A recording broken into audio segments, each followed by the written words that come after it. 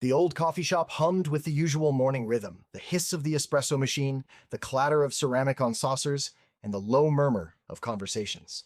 Sarah, a young artist, sat hunched over her sketchbook, a half-empty latte growing cold beside her. Her charcoal-smudged fingers trembled slightly as she tried to capture the light filtering through the dusty window, but her mind was a million miles away. Just yesterday, her biggest commission, a portrait series that could have launched her career, had been abruptly canceled. The client, citing creative differences, had pulled the plug, leaving Sarah with a mountain of debt and a crushing sense of failure. She felt a familiar tightness in her chest, a feeling she'd known since childhood, whenever things went wrong.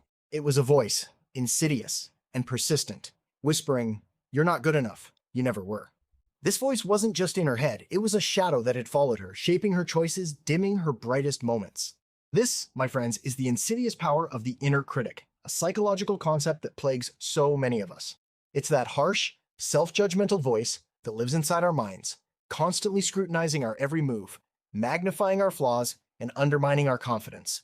For Sarah, her inner critic wasn't just a fleeting thought.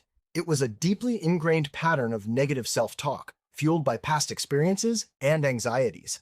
This internal monologue, often a distorted reflection of external criticisms we've internalized, can be incredibly damaging. It can lead to procrastination, self-sabotage, and even paralyze us from pursuing our dreams.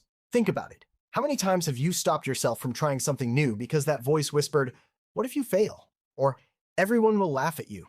The inner critic thrives on fear and uncertainty, keeping us in a comfort zone that often feels anything but comfortable. But here's the crucial part. That voice, while powerful, isn't the truth. It's a construct, a habit of thought that can be unlearned. Recognizing its presence is the first step.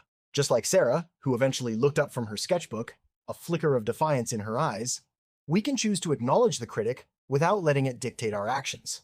We can challenge its pronouncements, question its validity, and consciously replace its negativity with self-compassion and encouragement. It's not about silencing it completely, but rather about turning down its volume and amplifying a kinder, more supportive inner voice. It's a journey, not a destination, but one that leads to greater resilience, creativity, and ultimately, a more fulfilling life.